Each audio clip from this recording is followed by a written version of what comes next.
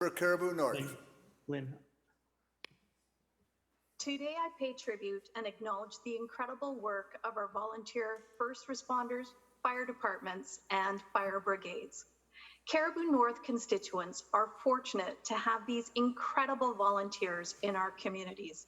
They are there for us when we need them at often our most difficult time.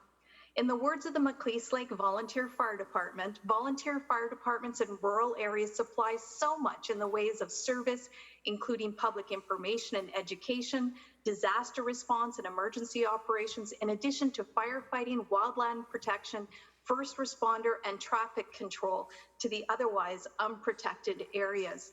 In other words, when an emergency happens in our rural communities, we depend on these incredible volunteers.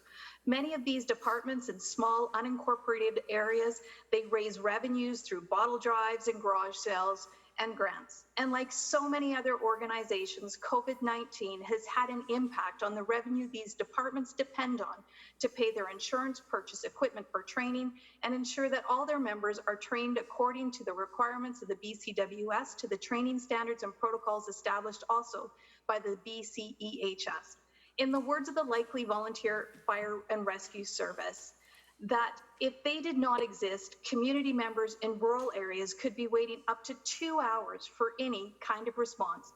I personally cannot imagine how our communities would have managed without their assistance during the devastating wildfires of 2017 and 2018, and now over the last few years with the flooding that we've experienced.